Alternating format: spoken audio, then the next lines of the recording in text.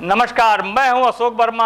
आप देख रहे हैं टीवी 20 न्यूज। टीवी 20 न्यूज पर शुरू करते हैं आज का खबरों का सिलसिला।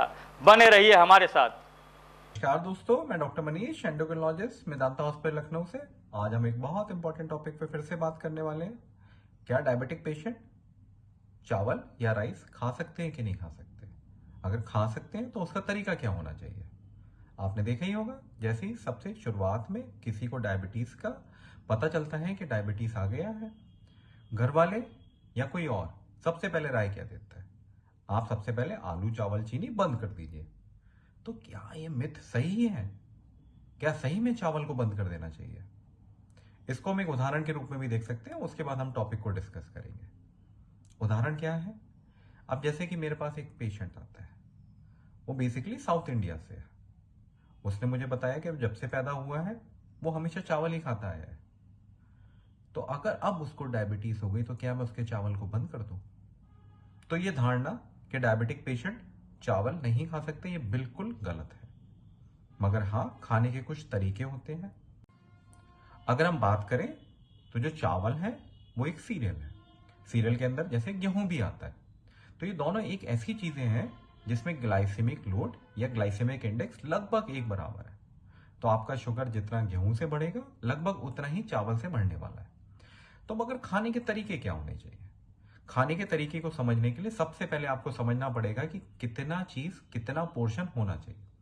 तो अब इसको हम समझते हैं कि एक थाली के रूप में क्या होना चाहिए। हम जितनी भी ग्लोबल गाइडलाइंस को खोल के देखें, जितने भी रिकमेंडेशन हमारे पास है, जितनी भी हम लोग को चीजें पता है, अगर आपकी एक थाली है तो थाली के 4 हिस्से होने चाहिए। एक चौथाई हिस्सा या लगभग एक तिहाई हिस्सा कार्बोहाइड्रेट से बन सकता है। कार्बोहाइड्रेट जिसमें व्हीट या चावल या गेहूं आपके आते हैं, या तो रोटी ले लीजिए या चावल ले लीजिए। तो एक तिहाई या एक चौथाई हिस्सा इनका होगा। लगभग एक चौथाई या एक तिहाई हिस्सा आपका प्रोटीन का होगा। प्रोटीन के अंदर जैसे दालें हैं, राजमा है, छोला है, चने हैं, सोयाबीन है। अगर नॉनवेज खाते हैं तो मछली है, चिकन है, एग वाइट है। इसी के साथ बाकी का जो बचा हुआ हिस्सा है वो आपका वेजिटेबल्स का होना चाहिए। वेजिटेबल जो सीजनल भी हो सकती हैं, या आपको जो पसंद है, इनमें से आप कुछ भी रख सकते हैं। तो इस वाले सिस्टम को एक थाली सिस्टम बोला जाता है। तो इस थाली सिस्टम के अंदर अगर आप देखने की कोशिश करेंगे तो पोर्शन साइज को बांट दिया गया है। थोड़ा सा कार्बोहाइड्रेट रखा गया है, थोड़ा सा प्रोटीन रखा गया है, और थोड़ा सा आपके फाइबर के कंटेंट को बढ़ा दिया गया है।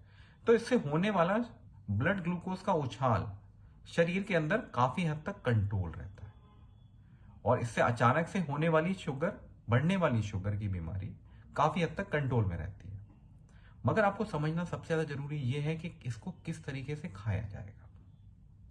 अगर आप चावल के शौकीन हैं या चावल कभी कभी खाना चाहते हैं तो उसके 4 या 5 तरीके हैं, आप उसको समझ लीजिए, आप ठीक तरीके से चावल का उपयोग कर पाएंगे। सबसे पहला चीज, आपको कितना खाना है ये पता होना चाहिए। तो आपको हमेशा पोर्शन साइज के हिसाब से खाना है। जैसे हम रोटी की बात करें तो रोटी लगभग 25 ग्राम आटे से बनती है। तो 2 रोटी एक डाइट में हम लोग बोलते हैं कि ठीक ठाक है। तो अगर आप एक प्लेट में खा रहे हैं तो एक चौथाई हिस्सा लगभग चावल आप खा सकते हैं। मतलब इतना चावल जब आप खाने बैठे हैं तो आप आराम से उसको प्रोटीन और फाइबर के साथ लेंगे तो आपकी भूख कम नहीं पड़ेगी, आपका पेट आराम से भर जाएगा। क्योंकि चावल ऐसे भी सैटिस्फैक्शन या फिर भूख को असर कम कर देता है। बाद में जाके पेट में ऐसा लगता है कि अब मेरी भूख खत्म हो चुकी है। तो कई लोग ये बोलते हैं कि चावल खाने से मुझे पेट भरा भरा सा लगता है। दूसरी इंपॉर्टेंट बात, एक समय पे एक ही कार्बोहाइड्रेट खाना है। कार्बोहाइड्रेट मतलब या तो रोटी खाएंगे या चावल खाएंगे, दोनों को मिलाएंगे नहीं। और कभी ऐसा लग रहा है कि नहीं मुझे आज दोनों खाना है, तो रोटी फिर एक कर दीजिए, थोड़ा सा चावल ले लीजिए, या पूरी रोटी अवॉइड कर लीजिए, चावल खा लीजिए। जिस समय चावल खाएंगे उस समय रोटी नहीं, जिस समय रोटी खाएंगे उस समय चावल नहीं। ये दूसरा सबसे अच्छा तरीका है। तीसरा तरीका, जब भी आप चावल बना रहे हैं कोशिश करिए कि उसका जो ऊपर का पानी होता है, जिसको मांड बोलते हैं, उसको हटा दीजिए। उसमें बहुत ज्यादा स्टार्च होता है। स्टार्च एक ऐसी चीज है जिसमें कार्बोहाइड्रेट का लोड बहुत ज्यादा है। जितना कार्बोहाइड्रेट का लोड शरीर में या आपके खाने में ज्यादा रहेगा, उतना ही आपका ब्लड ग्लूकोज या शुगर ज्यादा जाएगा। तो मार्ट को निकाल दीजिए। चौथी इंपॉर्टेंट चीज, कुछ टाइप ऑफ चावल आते हैं। टाइप ऑफ चावल कहने का मतलब एक व्हाइट राइस है, ब्राउन राइस है, ब्लैक राइस है, रेड राइस है, अलग बासमती राइस है। ये सब अलग अलग वेराइटीज है राइस की। जो बासमती राइस है उसका जो लोड है शुगर मतलब ब्लड ग्लूकोज बढ़ाने का वो काफी हद तक कम है। तो कोशिश करिए व्हाइट राइस की जगह आप बासमती राइस या कोई दूसरा राइस लीजिए जिसमें ग्लाइसेमिक इंडेक्स थोड़ा सा कम हो। पांचवा तरीका सबसे इंपॉर्टेंट, कभी भी पॉलिश्ड राइस को मत लीजिए। पॉलिश्ड राइस जैसे ही बनाते हैं वो लोग तो उसका ऊपर का जो हिस्सा होता है जिसको ब्रेन बोलते हैं वो हटा दिया जाता है, और वो सबसे अच्छा कंटेंट है फाइबर्स का। तो आपके खाने में जितनी फाइबर की मात्रा ज्यादा रहेगी उतना ही आपका ब्लड ग्लूकोज का फ्लक्चुएशन या रैपिड राइज होने की टेंडेंसी कम रहेगी। और एक और तरीका खाने का सबसे इंपॉर्टेंट, जब भी आप राइस खाने वाले हैं तो उसको बाकी चीजों के साथ मिला दें। जैसे कि आप खाने बैठे हैं तो उसको दाल के साथ खाइए, वेजिटेबल्स के साथ खाइए, सांबर के साथ खाइए।